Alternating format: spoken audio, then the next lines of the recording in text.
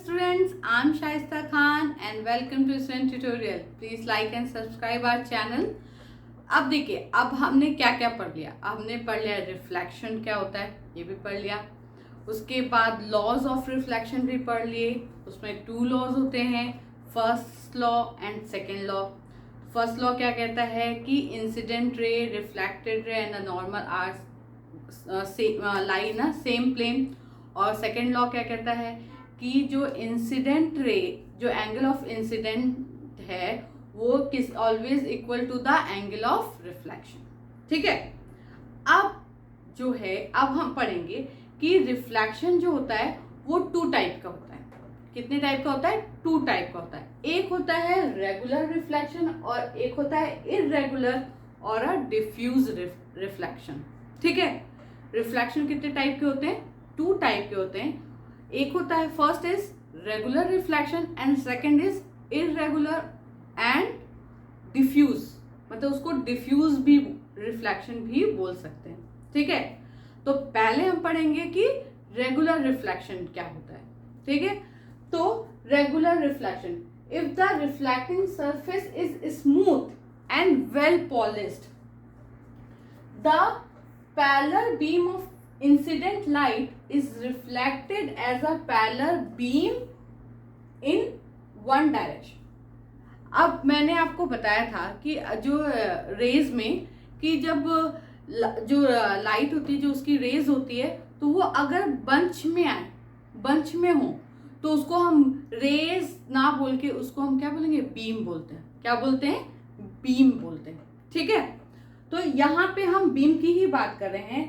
जब मतलब कि बहुत ढेर सारी रेज हो, तो जो बीम जो है वो किसी स्मूथ एंड पॉलिश्ड सरफेस पे इंसिडेंट होती है, तो वो रिफ्लेक्ट, जब आफ्टर रिफ्लेक्शन वो क्या होती है? एक पैरेलल बीम की तरह ही इन वन डायरेक्शन में, एक डायरेक्शन में ही वो रिफ्लेक्ट होके जाती है। और वो कैसा, जैसे इंसिडेंट रे पैरेलल होती है, पैरेलल बीम की तरह होती है, वैसे ही जो रिफ्लेक्टेड रे होगी वो भी पैरेलल बीम की तरह ही वन डायरेक्शन में रिफ्लेक्ट होके चली जाएगी। पैरेलल मतलब कि सारे रेज के बीच में जो गैप होगा वो सेम होगा। ठीक है, यहाँ पे देखते हैं, ये एक स्मूथ सरफेस है जिसमें इंसिडेंट रे जो है, जो बीम है वो इंसिडेंट हो रही है। और कैसे हो रही है? सारी जो रे होगी वो कैसे होगी? पैरेलल होगी, एक दूसरे के क्या होगी? पैरेलल होगी। और आफ्टर जब वो सरफेस को हिट करेगा, हिट करने के बाद आफ्टर रिफ्लेक्शन जो है वो क्या होगा? जो रिफ्लेक्टेड रे होंगी वो भी क्या होंगी? वो सारी रेज एक दूसरे के क्या होंगी? पैरेलल होंगी और वन डायरेक्शन में होंगी। और सारी रे जो है आफ्टर रिफ्लेक्शन वन डायरेक्शन में ही जाएंगी। ठीक है, इतना समझ में आया कि जो इंसिडेंट रे होगी, जो बीम होगी, इंसिडेंट बीम होगी, उसकी जितनी रेज होगी वो एक दूसरे से पैरेलल होगी।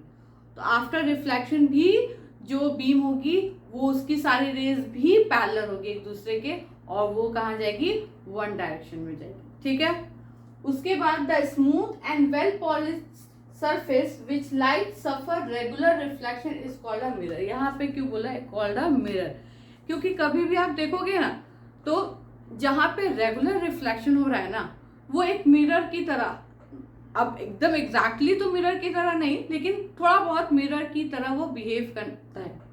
जैसे कोई मेटेलिक सरफेस है, ठीक है, वो बहुत अच्छे से पॉलिश्ड किया हुआ है, मेटल का कोई सरफेस है वो बहुत अच्छे से पॉलिश्ड किया हुआ है, तो अगर आप देखेंगे ना तो उसमें कहीं ना कहीं आपको अपना जो रिफ्लेक्शन है, अपना जो फेस है वो हल्का फुल्का कहीं दिखाई देगा, हल्का हल्का सा। ठीक है, तो इसीलिए जो स्मूथ सरफेस और जो पॉलिश्ड सरफेस होते हैं उनको यहाँ पे मिरर बोला गया है।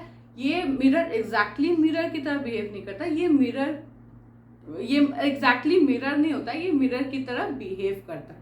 ठीक है, कभी भी आप अपने डेली लाइफ में कभी भी इस चीज को आप वो करेंगे, रियलाइज करेंगे कि कोई भी जो वो होता है मेटल सरफेस होता है या जो पॉलिश्ड सरफेस होता है वो क्या करता है?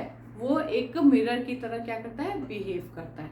ठीक है, अब अगर आपने देखा होगा कहीं कि कहीं पे जैसे रुका हुआ पानी है, चाहे वो पॉन्ड का हो, लेक का हो, या किसी ऐसे मतलब गड्ढे उड्ढे में पानी रुका हुआ हो, हाँ, उस पानी में कोई भी मूवमेंट ना हो, वो पानी स्टिल हो, तो अगर आप उसमें देखेंगे तो आपको अपनी ही इमेज दिखाई देगी उसमें, क्योंकि वो जो स्टिल वाटर होता है वो भी कैसा रिफ्लेक्शन परफॉर्म करता है, रेगुलर रिफ्लेक्शन परफॉर्म करता है। इसी वजह से उसमें हमें क्या है, अपनी इमेज दिखाई देती है। ठीक है, वो जो हम बोल सकते हैं कि स्टिल वाटर जो होता है, जो एक जगह पे इकट्ठा हुआ वाटर, जहाँ पे जिस वाटर में कोई भी मूवमेंट नहीं हो रहा है, वो एकदम स्टिल हो, तो उसमें जब भी आप अपने आप को देखेंगे तो उसमें आपको अपनी इमेज दिखाई देगी, और वो स्टिल वाटर किसकी तरह बिहेव करेगा, एक मिरर की तरह बिहेव करेगा। यही बात तो यहाँ पे मैं कह रही हूँ। ठीक है, और जैसे बहुत वुडन का कोई टेबल है, हाँ, वो बहुत वेल पॉलिश्ड है, तो उसमें भी आप देखोगे ना तो हल्का फुल्का सा आप अपने आप को उसमें देख पाओगे।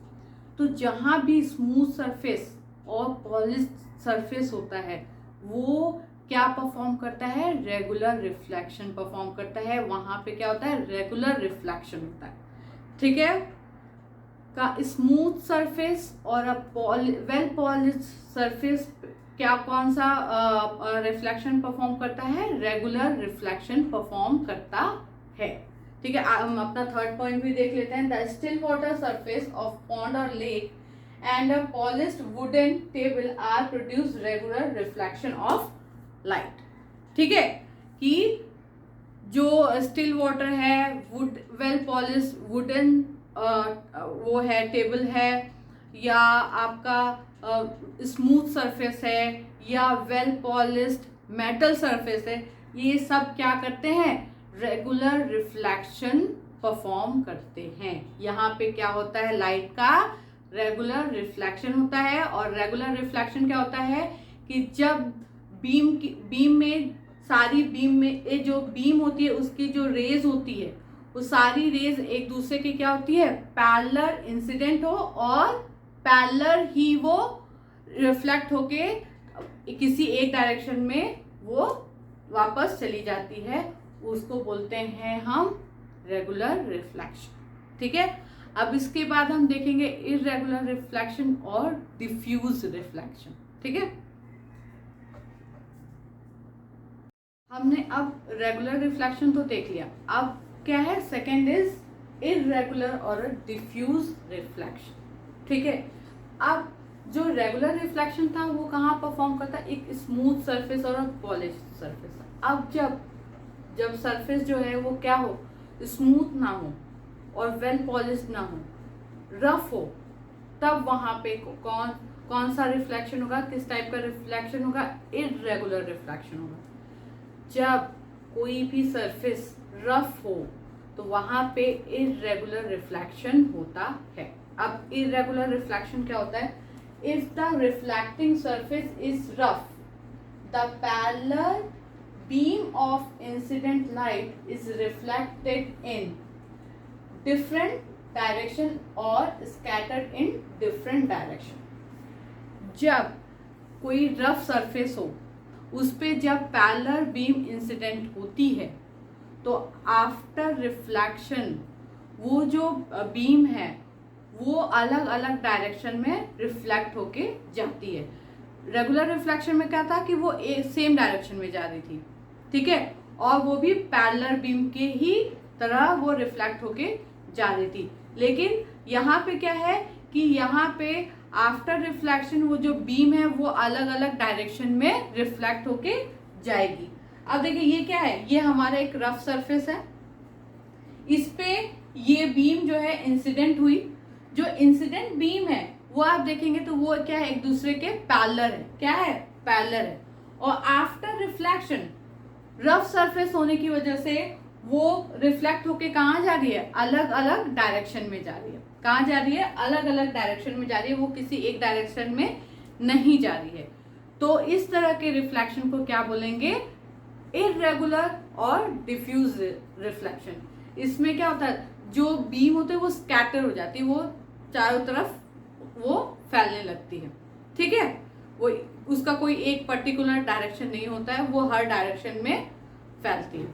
ठीक, उसके एग्जाम्पल है पेपर है, कार्डबोर्ड है, वॉल है, अनपॉलिश्ड मेटल ऑब्जेक्ट है, और भी ढेर सारे जो रफ सरफेसेस होते हैं जो अनपॉलिश्ड होते हैं। तो वो कैसे सरफेस होते हैं, रफ सरफेस होते हैं, और ऐसे सरफेस पे इररेगुलर रिफ्लेक्शन होता है। ऐसे सरफेस पे क्या होता है, इररेगुलर रिफ्लेक्शन होता है। तो याद रखिएगा कि जो इंसिडेंट बीम है वो तो पैरेलल होती है, लेकिन जो रिफ्लेक्टेड बीम है वो पैरेलल नहीं होती, और वो वन डायरेक्शन में भी नहीं होती, वो डिफरेंट डायरेक्शन में होती है। ठीक है, ऐसे रिफ्लेक्शन में कोई भी इमेज फॉर्म नहीं होगी। ठीक है, ऐसे रिफ्लेक्शन में आप वॉल पे कभी भी अपनी इमेज नहीं देख सकते। ठीक, या तो जैसे पेपर है उस पर भी आपकी इमेज नहीं दिखाई देगी, क्योंकि वो क्या है, एक रफ सरफेस होता है।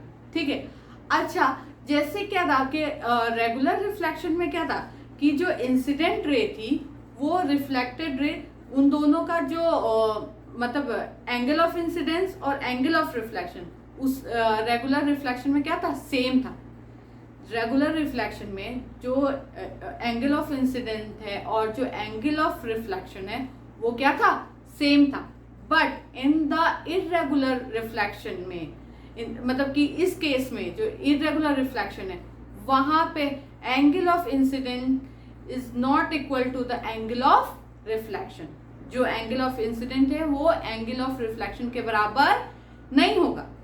अब बराबर नहीं होगा तो जो हमारा सेकेंड लॉ ऑफ रिफ्लेक्शन था वो तो यही कह रहा था कि एंगल ऑफ जो वो रिफ्लेक्शन होता है किसी भी प्लेन मिरर से या प्लेन मिरर से, तो वो क्या होता है, उसमें angle of incident is equal to the angle of reflection.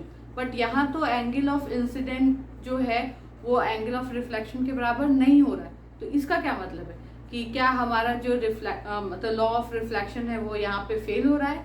No, वो यहाँ पे फेल नहीं हो रहा है।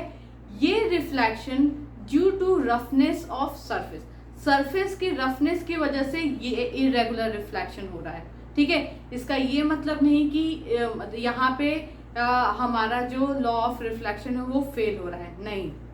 ये मतलब जो रफ सरफेस होता है उसकी वजह से ये यहाँ पे इरेगुलर रिफ्लेक्शन हो रहा है। ठीक है, तो चलिए हम अपने पॉइंट्स देख लेते हैं। जो हमारा सेकंड पॉइंट है वो क्या कह रहा है, no image is formed in diffuse reflection of light. मैंने पहले ही बोला था कि कोई इमेज फॉर्म नहीं होगी डिफ्यूज रिफ्लेक्शन में। नेक्स्ट है the angles of incident and the angles of reflection are different. वो इक्वल नहीं होंगे, they are different. Last point है diffuse reflection of light is not due to the failure of the law of reflection, it causes due to the roughness of reflecting surface. जो reflecting surface की roughness की वजह से जो है irregular reflection या diffuse reflection हो रहा है, वो जो लॉ ऑफ रिफ्लेक्शन के फेलियर की वजह से नहीं। ठीक है, तो हमने क्या क्या टॉपिक अभी तक कवर कर लिया। हमने पढ़ लिया reflection of light, laws of reflection पढ़ लिया। उसके बाद हमने पढ़ लिया आपका कि रिफ्लेक्शन कितने टाइप के होते हैं, रेगुलर रिफ्लेक्शन और इरेगुलर रिफ्लेक्शन। ये यहाँ पे कंप्लीट होता है। Thank you so much.